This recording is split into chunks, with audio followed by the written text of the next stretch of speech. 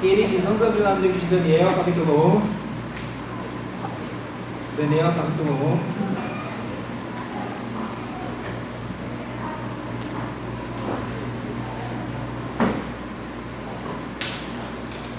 Daniel, capítulo 1, versículo 1 e 2.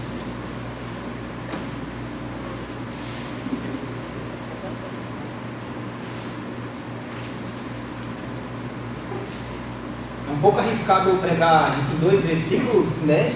A gente vai ler só esse texto aqui, mas vai ter vários outros textos que a gente vai ver no Antigo Testamento, né? Tá certo? Sobre esse tema aqui que a gente vai estudar em Daniel, capítulo 1, versículo 1 e 2. Diz assim então, Daniel capítulo 1, versículo 1. No ano terceiro do reinado de Jeoaquim, rei de Judá, veio Nabucodonosor, rei da Babilônia, a Jerusalém e a sitiou. E o Senhor entregou nas suas mãos a Jeoaquim, rei de Judá, e uma parte dos utensílios da casa de Deus, e ele os levou para a terra de Siná, para a casa do seu Deus, e apôs os utensílios na casa do tesouro do seu Deus. Até aqui.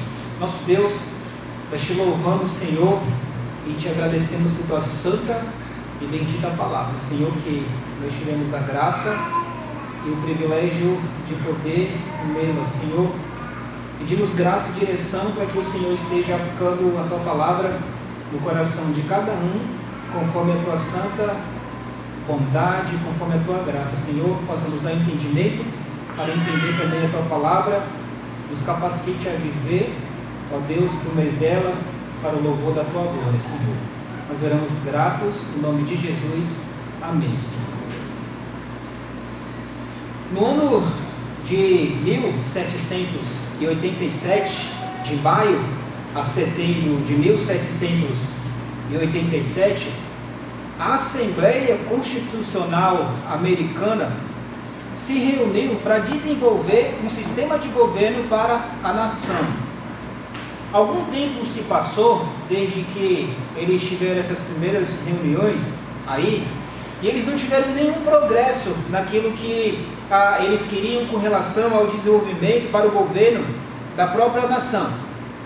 Nessa reunião próxima que eles se reuniram, não tiveram nenhum progresso, irmãos, Benjamin Franklin, ele pôs-se no meio daquela assembleia e ele se dirigiu para o presidente George Washington e disse o seguinte: meu senhor, já vivi muito tempo, e quanto tempo mais vivo, mais prova convincentes encontro desta verdade, que Deus governa os assuntos humanos. Ele está dizendo que ele viveu tanto tempo e ele já pôde ver que o Senhor governa todas as coisas que acontecem. E o fato de eles não terem nenhum progresso, nenhum desenvolvimento no sistema de governo que eles queriam fazer ali, ele entendeu e ele chegou e falou ali com George Washington sobre esse controle soberano do Senhor. Em seguida, depois que ele disse isso, que Deus governa os assuntos humanos, ele propôs que eles convidassem alguns líderes locais para que esses líderes fossem para a assembleia e conduzisse aquela assembleia em oração a fim de pedir a direção de Deus com relação ao sistema de governo que eles queriam fazer. Ou seja, no entendimento dele, eles deveriam orar, eles deveriam buscar a direção do Senhor ali para ver aquilo que eles iam fazer com relação ao sistema de governo. Benjamin Franklin, ele cria em Deus, ele cria que o Senhor era o arquiteto e governante do universo. Uma convicção que ele tinha, que é uma convicção que a palavra de Deus revela. Essa convicção de que Deus é o arquiteto, de que Deus é o governador do universo, é o ensino da palavra de Deus, das Escrituras. Abraão chamou Deus de juiz de toda a terra. Ezequias disse que tu somente é Deus, e todos os reinos da terra se dobram diante do Senhor. No tempo do profeta Daniel, O rei Nabucodonosor, ele aprendeu de uma forma muito difícil que o Altíssimo domina sobre todos os reinos do homem e dá a quem o quer. O primeiro capítulo do livro de Daniel, irmãos, ele vai nos ensinar que nada escapa ao controle de Deus. Nada escapa ao controle soberano do Senhor. Mesmo quando a presença ou providência do Senhor parece não ser vista entre as pessoas e na própria terra. O livro de Daniel, ele vai nos ensinar que as coisas que acontecem porque Deus determina que aquelas coisas deveriam acontecer. Desses dois primeiros versículos, nós podemos aprender que Deus, ele usa os governantes para disciplinar o seu povo. Nós vemos essa verdade aqui de cara nesse versículo, que Deus usa os governantes para disciplinar o seu povo. Quando que Deus usa os governantes para disciplinar o seu povo? Pelo menos através de 3 situações. Primeiramente, quando o seu povo deixa de obedecer a palavra de Deus. Quando o povo de Deus deixa de obedecer a palavra do Senhor, Deus vai usar os governantes para disciplinar o próprio povo de Deus. Versículo 1. Por favor, alguém lê para mim o versículo 1.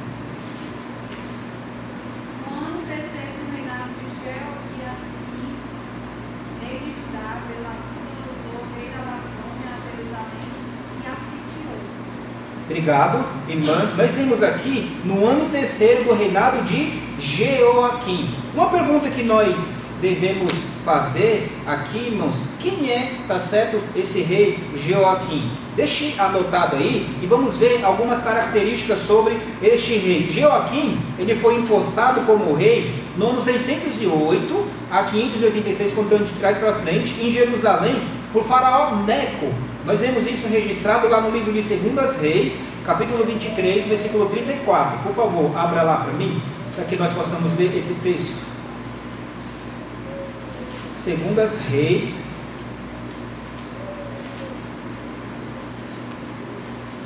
nós vamos ler o versículo 23, aliás, capítulo 23, versículo 34.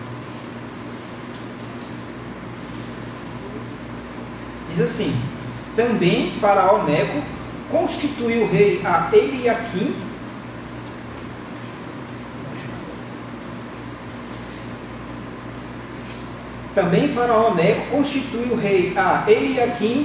filho de Josias, em lugar de seu pai Josias, e lhe mudou o nome para Jeoiaquim. Porém, Jeoacás tomou consigo e foi ao Egito e morreu ali. O que acontece? Quando nós lemos no versículo 31 a 33, vai falar de Jeoacás, que era, tá certo, o rei que ia governar, ok? Quando o rei Josias, que era pai dele, morreu, ele ia reinar ali. Versículo 31 a 33 vai falar sobre isso. Mas o que acontece?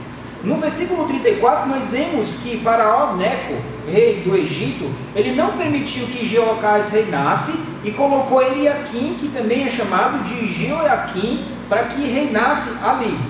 Eliaquim significa Deus estabeleceu. Eliaquim significa Deus estabeleceu. Nós vemos no versículo 31 a 33, tá certo? Que o Senhor tinha estabelecido a Jeoacás como rei, né? E aqui no 34 nós vamos ver a Eliaquim também, que Faraó Neco, ele constituiu a Eliaquim como rei. Eliaquim também, irmãos, Eliaquim significa Deus estabeleceu, e Faraó Neco mudou o nome dele para Jeoaquim, que significa Deus estabeleceu. A mesma coisa, a mesma ideia. A lição que nós vemos aqui importante é o seguinte: Faraó Neco, quando ele estabeleceu Jeoaquim como rei, ele queria mostrar que ele era a autoridade para impor mudança.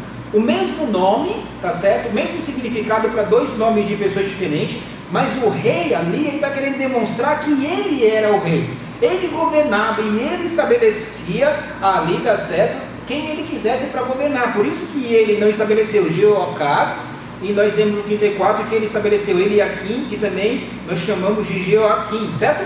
Tudo bem? Mas essa lição é importante. Agora, quem foi Jeoaquim? Esse rei que foi estabelecido por Faraó Neco. Jeoaquim, Ele foi um rei ímpio, ele foi um rei perverso, um rei que não temeu a Deus e não temeu a palavra do Senhor. Ele foi um homem que desprezou, através da tolice dele, a palavra de Deus. Quando alguém foi ler a Bíblia para ele, foi ler a palavra de Deus para ele, o que ele fez com a Bíblia foi rasgar, foi queimar, jogar o rolo da palavra de Deus no fogo e queimar. Ele mandou também fazer mal ao servo de Deus, que foi anunciar a palavra de Deus ali para ele. Quando um servo do Senhor trouxe a mensagem de Deus para Joaquim, da parte de Deus, da parte do Senhor, o que ele fez com o mensageiro de Deus? Ele mandou prender e até mandou matar alguns servos do Senhor. Nós vemos isso no texto de Jeremias, capítulo 36. Você pode abrir lá, Jeremias, capítulo 36.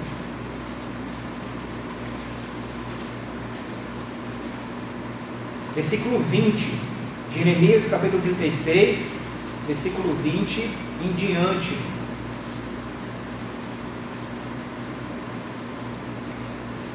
E foram ter com o rei ao átrio, mas depositaram um rolo na câmara de Elisama, o escriba, e anunciaram aos ouvidos do rei todas aquelas palavras. Então enviou o rei a Jeude para que tomasse o rolo, e Jeude tomou da câmara de Elisama, o escriba, e leu aos ouvidos do rei e aos ouvidos de todos os príncipes que estavam em torno do rei. Ora, o rei estava sentado na casa de inverno, pelo 9º mês, e diante dele estava um braseiro aceso. E sucedeu que, tendo Jeude lido 3 ou 4 folhas, cortou-as com um canivete de escrivão, e lançou-as no fogo que havia no braseiro, até que todo o rolo se consumiu no fogo que estava sobre o braseiro. E não temeram, não rasgaram as suas vestes, nem o rei, nem nenhum dos seus servos, que ouviram todas aquelas palavras. O que nós vemos aqui, irmãos, é que aquele homem, rei tolo, ímpio, quando ouviu o ensinamento da palavra de Deus, ele desprezou completamente a palavra do Senhor. Ele desprezou completamente a Bíblia. O texto diz que eles não se arrependeram, eles não levaram em consideração aquilo que estava sendo lido para eles, a palavra do próprio Deus. Ele não aceitou ao ouvir os ensinamentos da palavra do Senhor. Ao invés de haver quebrantamento, de arrependimento da parte dele, de se voltar para Deus, para o Senhor, o que ele fez foi se endurecer cada vez mais. Ele se endureceu diante da palavra de Deus. Ele teve a oportunidade de ouvir a palavra do Senhor, ler a Bíblia para ele ali naquele momento. E o que foi que ele fez? Desprezou completamente a palavra de Deus, desprezou completamente ao Senhor, não se arrependeu e não se voltou para Deus, para a leitura da palavra de Deus, irmãos. Olhem o que diz 2 Crônicas capítulo 36, versículo 13. 2 Crônicas capítulo 36,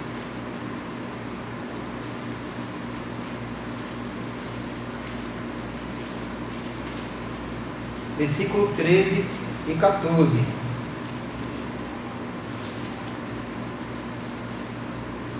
Olha aí, então diz o seguinte: além disso, também se rebelou contra o rei Nabucodonosor, que o tinha juramentado por Deus, mas endureceu a sua cerviz, e tanto se obstinou no seu coração, que não se converteu ao Senhor Deus de Israel. Também todos os chefes do sacerdote e o povo aumentavam de mais e mais as transgressões, segundo todas as abominações dos gentios, e contaminaram a casa do Senhor, que ele tinha santificado em Jerusalém. O que nós vemos aqui no versículo 13 é que eles ali, diante da palavra de Nabucodonosor, eles endureceram a cerviz, pescoço duro, eles continuaram naquele caminho, naquele erro, e o texto diz que tanto se obstinou o coração deles no pecado, que eles não se converteram ao Deus de Israel, eles não se voltaram para o Senhor, eles ouviram a palavra de Deus, mas não se voltaram para Deus. Por conta disso, irmãos, por haver esse desprezo à palavra do Senhor, por haver esse desprezo à palavra de Deus, O que foi que aconteceu? O povo de Judá foi arrancado da sua terra. Deus, ele mandou a disciplina para o povo, porque eles não se voltaram para o próprio Deus, para o Senhor, porque eles desprezaram a palavra de Deus. E o texto de Daniel, volte para lá, diz que Deus usou um rei para disciplinar o próprio povo de Deus. Olha aí Daniel, capítulo 1, ainda no versículo 1, irmãos, nós lemos, mas vamos ler de novo. No ano terceiro do reinado de Joaquim, rei de Judá, veio Nabucodonosor, rei da Babilônia, a Jerusalém e a sitiou. Nabucodonosor, ele fez 3 investidas em Jerusalém. Uma no ano 606, e ele levou os nobres, e entre esses nobres ele levou Daniel. Outro em 597, ele levou mais alguns cativos. E também no ano de 586, os exércitos do rei da Babilônia saquearam a cidade de Jerusalém, arrasaram completamente a cidade, destruíram completamente o templo. Não deixou ali, tá certo? Coisa, pedra sobre pedra, destruiu completamente. E esse versículo diz que veio Nabucodonosor, rei da Babilônia, a Jerusalém e a sitiou. Ou seja, Deus usou um governador, um governante para disciplinar o povo de Deus, porque o povo de Deus, através do seu líder, resolveu não obedecer ao Senhor, não se arrepender, não se voltar para o próprio Deus, irmãos. E Nabucodonosor destruiu completamente. Olha aí, amado, por favor, vá para 2 Crônicas capítulo 36. 2 Crônicas capítulo 36. E vamos ler versículo 7.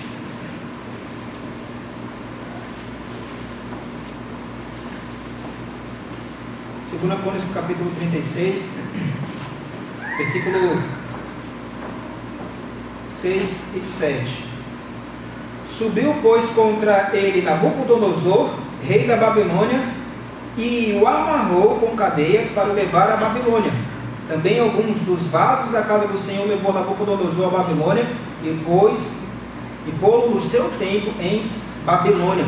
O que nós podemos ver aqui, irmãos, que Nabucodonosor foi um instrumento usado por Deus ali. Ele era um vaso, ele era a vara do Senhor, do Deus vivo, para castigar o próprio povo de Deus.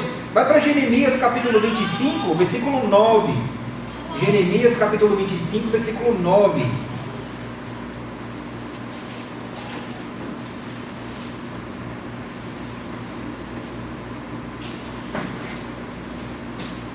Olha aí o que diz esse texto.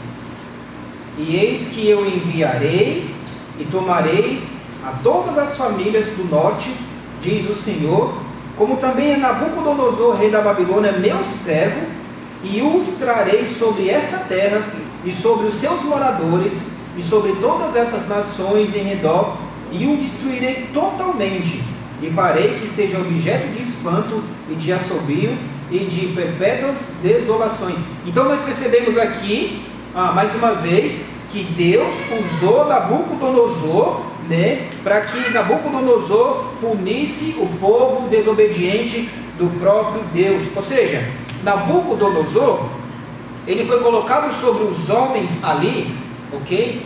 Como um líder naquele momento, mas nós percebemos, irmãos, que ele estava debaixo da poderosa mão de quem? De Deus, do Senhor. Foi o próprio Deus, como nós vamos ver no versículo 2, tá certo? Mas Nabucodonosor era um vaso, era um instrumento usado por Deus naquele momento ali. O cerco que estava acontecendo trouxe morte, trouxe desespero, trouxe dor sobre o próprio povo. Mas nós vemos ali, irmãos, que foi o próprio Deus que dirigiu aquilo que estava acontecendo. Isso trouxe dor, trouxe lágrimas, a ponto de o profeta Jeremias dizer que mais felizes foram os que foram mortos à espada do que aqueles que morreram pela fome. Lamentações capítulo 4, versículo 9. Isso causou tanta dor no coração do profeta, que ele chega a dizer isso: o povo foi levado ao cativeiro. Sim, Deus disciplinou, sim, e puniu o povo, sim, através de Nabucodonosor. Nabucodonosor foi a vara da ira da mão de Deus para castigar o próprio povo de Deus. E por quê?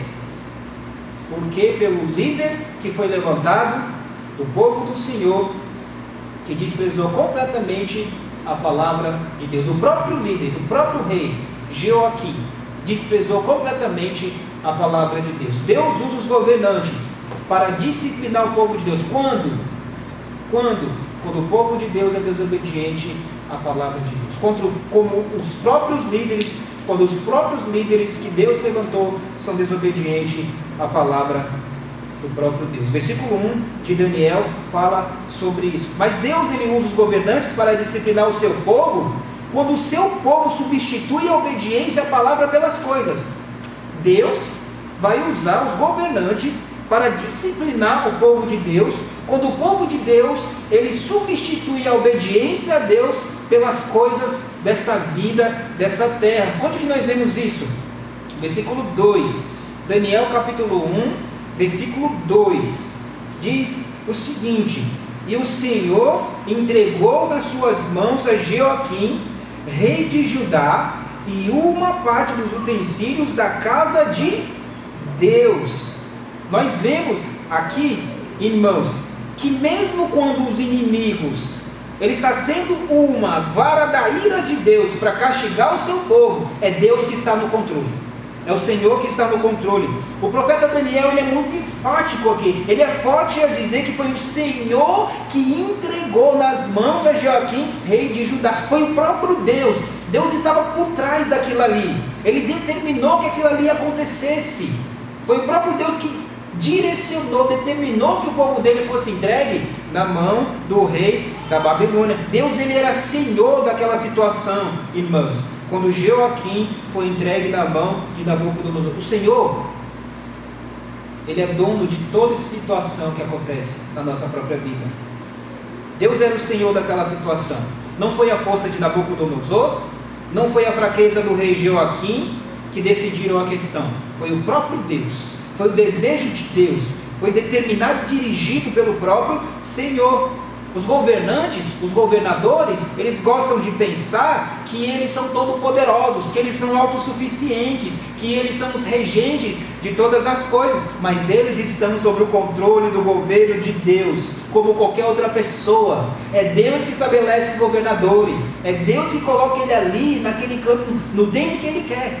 Nós temos que lembrar dessa verdade importante, irmãos. E qual é a lição para nós?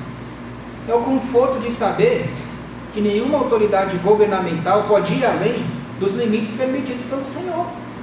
Nenhum governo vai ir além daquilo que Deus estabeleceu, daquilo que Deus, do limite que o Senhor, ninguém vai, só vai até onde Deus quiser, irmãos. Deus está no controle da história.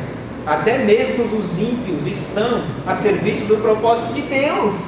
Acredita nisso? Até os ímpios, aqueles que não temem ao Senhor, Deus pode levantar e usar ele para o propósito de Deus. Nabucodonosor, uma pessoa aqui que nós podemos ver que é muito claro isso na vida desse servo do Senhor. E o que Deus fez? Deus fez com que o povo fosse para a Babilônia, mas Deus tirou aquilo em que eles estavam colocando a confiança deles.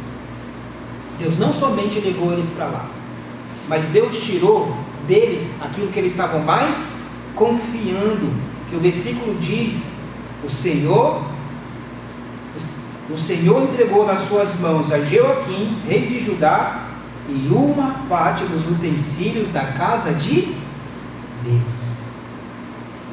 Os utensílios da casa do Senhor e o próprio templo em que eles estavam confiando, Deus tirou. Aquilo que era objeto de orgulho deles, Deus tirou completamente. Ezequias, irmãos, o rei Ezequias, ele tinha exibido os utensílios da casa do Senhor junto com outros tesouros. Vocês lembram disso? Chegou lá, o rei da Babilônia, ele mostrou tudo. Ele estava se orgulhando daquilo ali, daquela coisa, e ele mostrou para o rei todos os utensílios. E o que foi que aconteceu? Deus disse: isso vai ser tirado.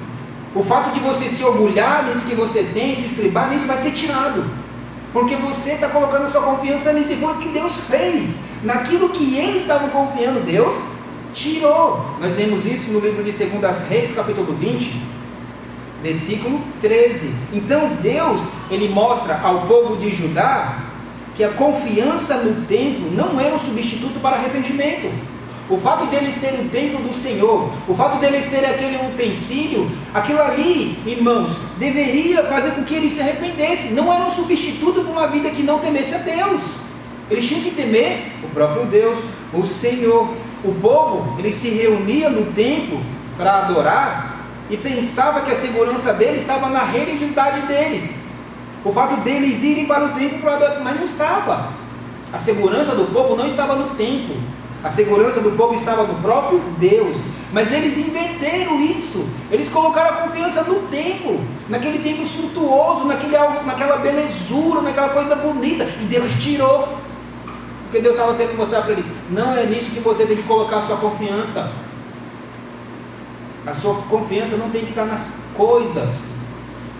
A sua confiança tem que estar em mim, que sou o Senhor de todas as coisas. Mas a confiança deles não estava nisso. A confiança deles estava onde? No templo. Abra aí, por favor, irmãos, em Jeremias capítulo 7.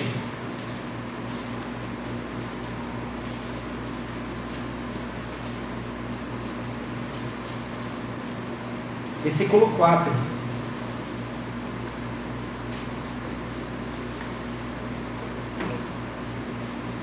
De 1 a 4 para a gente entender melhor.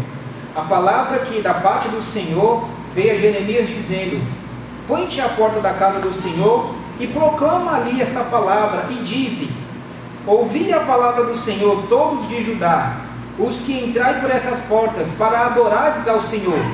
Assim diz o Senhor dos exércitos, Deus de Israel: melhorai os vossos caminhos e as vossas obras, e vos farei habitar neste lugar. E não vos fieis em palavras falsas, dizendo: templo do Senhor, templo do Senhor, templo do Senhor a este lugar. Mas se não deveras melhorar os vossos caminhos e as vossas obras, e se deveras praticardes o juízo entre os homens e o seu próximo, então ele vai dizer, está certo, discorrendo aí. Mas você percebe que no versículo 4 Deus está dizendo: pare de confiar nas coisas falsas. Pare de confiar no templo do Senhor, achando que vocês vão me adorar aí de forma religiosa e vocês não vão ter uma vida que me agrada, porque eu vou tirar isso de vocês. Nós vemos, e agora Deus tirou o templo deles também, irmãos. Por quê? Porque eles se orgulhavam do templo, mas eles viviam uma vida de prática de pecado. Não adiantava de nada. Deus não tolera o pecado, ainda que isso pode estar oculto numa forma de ser religioso. Não adianta ser religioso e viver uma vida de pecado, porque Deus não aceita. Deus não aceita, irmãos. Eles estavam seguros de que não importava como vivesse, que o templo salvaria eles. Não aconteceu.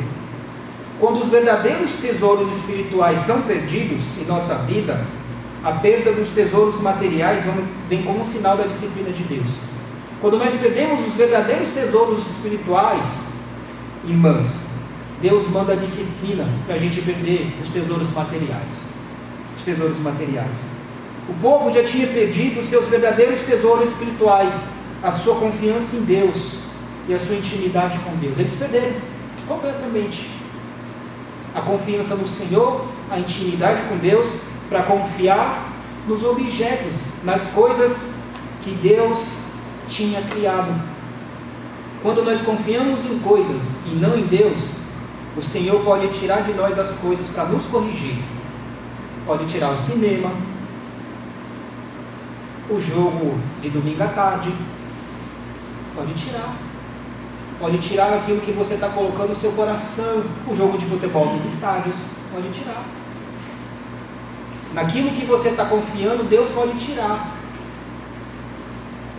Sabia? Se aquilo ali se torna o seu Deus, o seu ídolo, o Senhor tira completamente, porque Ele quer ser completamente adorado. Nós não podemos ter um coração dividido, irmãos, não podemos. Se nós estamos colocando confiança em outras coisas e não no próprio Deus, Deus tira. E pode ser qualquer coisa que você coloque a sua confiança, que se torna idolatria. Deus tirou do povo o alicerce que eles confiavam, os utensílios da casa de Deus. O que nós temos confiado, amados? O que nós temos confiado? Percebe que Deus mandou uma praga, uma peste bem pequenininho, mudou completamente o mundo? Não foi?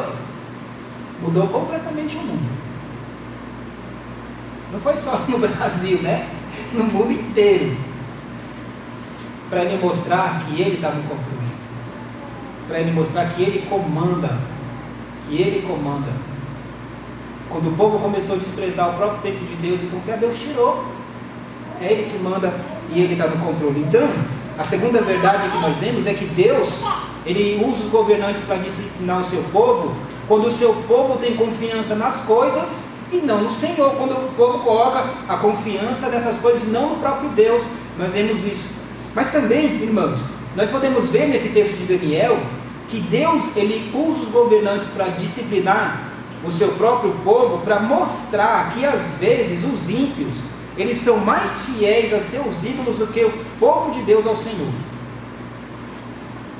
Deus, ele disciplina o povo dele, muitas vezes usando os governantes, para mostrar que os ímpios, muitas vezes, eles são mais fiéis aos seus ídolos, do que o povo de Deus ao próprio Deus, do que ao Senhor. Nós vemos isso ainda no versículo 2. E o Senhor entregou nas suas mãos a Jeoaquim, rei de Judá, e uma parte dos utensílios da casa de Deus, e ele os levou para a terra de Siná, para a casa do seu Deus, e o pôs os utensílios na casa do tesouro do seu Deus. O texto diz que ele levou para a terra de Siná, para a casa do seu Deus, e pôs os utensílios na casa do tesouro do seu Deus. Dentro da cidade da Babilônia, havia aproximadamente 50 templos dedicados às várias divindades que tinha lá, né? Mas a principal divindade era Marduk, okay? E ele tinha uma cidade que era uma cidade sagrada ali para ele, e tinha uma área que era mais sagrada ainda. Provavelmente foi, tá certo, para essa divindade ali, tá certo, neste local do templo aí, que Nabucodonosor levou os utensílios sagrados para honrar o Deus dele. Ou seja, o rei Nabucodonosor, ele mostrou mais zelo pelo seu Deus do que o próprio povo de Deus pelo Senhor. Ele estava honrando, ele estava zelando, ele estava adorando aquele Deus, oferecendo para ele aquelas ofertas, aqueles utensílios, irmãos. Nabucodonosor, ele não levou os vasos de ouro para a sua própria casa, ele não ficou com aquilo que pertencia ao próprio Deus, mas ele levou para a casa do seu Deus. Ou seja, o seu Deus, ele era um ídolo morto, o seu Deus era um ídolo impotente, mas o rei queria honrar ainda aquele falso Deus. Já pensou, irmãos, tributando a ele o quê? A vitória que ele tinha dado para ele, aparentemente na visão dele. A vitória que ele tinha dado na visão dele, ele foi tributar a quem? Ao Deus dele, a divindade dele. Às vezes, os ímpios são mais fiéis a seus ídolos que o povo de Deus ao Senhor, Deus dos céus e da terra. Às vezes, isso acontece. E este homem aqui agora estava fazendo isso. Então o Senhor, ele usa os governantes para disciplinar o seu povo, para mostrar que às vezes os ímpios são mais fiéis aos seus ídolos do que o povo de Deus ao Senhor. Lembremos, obediência traz bênção, mas desobediência traz disciplina e maldição. Obediência a Deus, a palavra de Deus traz a bênção de Deus do Senhor, mas desobediência a Deus traz a disciplina do próprio Deus. O mesmo Deus que adverte, aconselha e exorta, chama, é ao mesmo tempo, irmãos, usa sua vara de ira para disciplinar. O mesmo Deus que exerce misericórdia e bondade é o mesmo Deus que vai usar a vara dele para disciplinar. Quem não ouve Deus agora, quem não ouve a sua voz agora, ouvirá a sua voz no dia do juízo. Ou você ouve a voz de Deus hoje e agora, ou você vai ouvir no dia do juízo. Ou você ouve agora, ou você vai ouvir no dia do juízo. É muito sério isso, muito sério, irmãos. Aqueles que vivem na prática do pecado, um dia serão apanhados. Ninguém escapa. O louco é aquele que zomba de Deus. O rei achava que podia zombar de Deus. achava, mas não podia. O tempo de prosperidade e crescimento do povo de Deus foi quando os líderes andaram com Deus. Sempre que um líder se desviava de Deus, o povo se corrompia e sofria amargamente. Sempre que um líder do povo de Deus se desviava do caminho do Senhor, o povo sofria. Pode perceber no livro de Juízes. Está lá no livro de Juízes, irmão. O povo de Deus crescia quando os líderes andavam com o Senhor. Quando os líderes deixavam de andar com o próprio Deus, o povo sofria. E sofria a disciplina do próprio povo de Deus. Quando o povo de Deus é derrotado, muitas vezes pode ser por causa do seu próprio pecado. Seu próprio pecado. Um autor diz que quando não há santidade, não há vitória. Quando não há santidade, não há vitória. Onde há desobediência, sobrevém o juízo, e não a bênção de Deus. Nenhum inimigo pode ser mais perigoso para nós do que aqueles que tomam o lugar de Deus na nossa vida. Nenhum inimigo pode ser mais perigoso para você do que aquele que toma o lugar de Deus na sua vida. Porque aquele que toma o lugar de Deus na sua vida vai te destruir completamente. E na minha também. Na nossa vida, na verdade, né? Na nossa vida. O nosso inimigo é perigoso e real. É perigoso e real. Nada pode tomar o lugar de Deus na nossa própria vida. Algo que é aparentemente externo não pode defender um povo que vive na prática de pecado. A Arca da Aliança não pôde proteger os israelitas na batalha contra os filisteus. O templo e seus vasos não puderam proteger o povo contra o cativeiro babilônico. Não é não? A arca não pôde ajudar eles. E nem o templo e seus vasos puderam ajudar. Nossa frequência ao templo, aos cultos, não pode garantir vitória espiritual se a nossa vida pessoal está corrompida com o pecado. Não adianta mudar a nossa assistência aos templos, uma frequência. Isso não vai garantir vitória espiritual se a nossa vida estiver comprometida com o pecado na nossa vida individual. Na semana, nós não vamos ter vitória. O amor de Deus é visto até mesmo na disciplina. O amor de Deus é visto até mesmo na disciplina. Deus ama tanto o seu povo que usa o chicote para trazer arrependimento. Deus nos ama tanto, que Ele usa até o chicote para trazer arrependimento para nós, irmãos. Lembremos dessas verdades importantes da palavra de Deus. Deus usa os governantes para disciplinar o seu povo. Quando o seu povo deixa de obedecer a palavra de Deus, a palavra do Senhor, quando o seu povo substitui a obediência a Deus, a palavra de Deus, e para mostrar que às vezes os ímpios são mais fiéis aos seus ídolos do que o povo de Deus ao Senhor. Que Deus nos ajude, nos abençoe a estar seguindo a esse Deus e estar vivendo uma vida que glorifica ao Senhor, para que o Senhor tire a sua mão de ira de nós. Amém? Nosso Deus, nós te louvamos e te agradecemos por tua palavra, Senhor.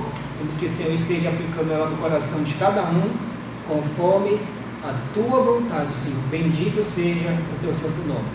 Nós oramos gratos no nome de Jesus. Amém, Senhor. Queridos, vamos ficar de pé, por favor. Vamos cantar mais uma música.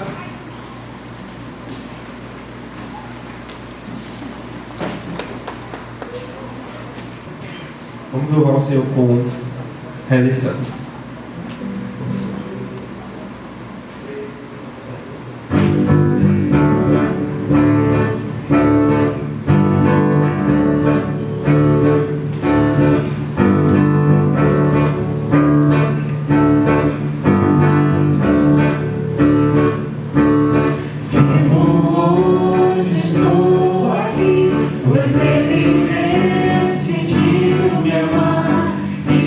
Então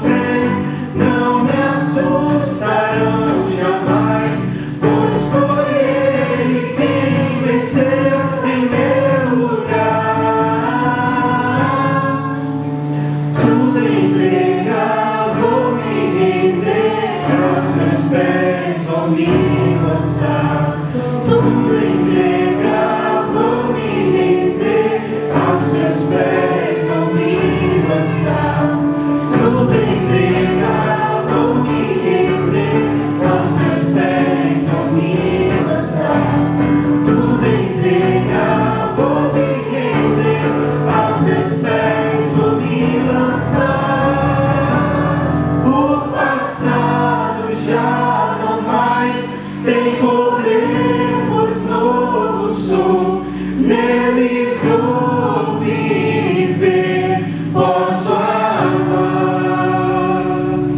Toda a morte o sofrer não me assustarão jamais, pois foi ele quem venceu em meu lugar. Jesus Cristo, Rei dos Reis, nos trouxe a redenção, a esperança retornou, graça e paz nos revelou.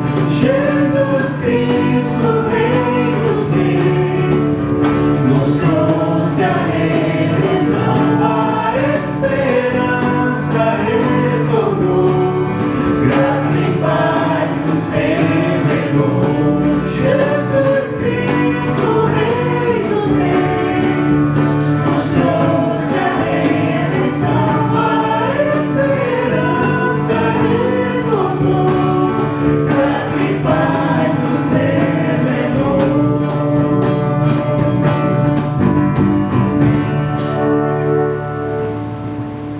Boa noite, boa semana.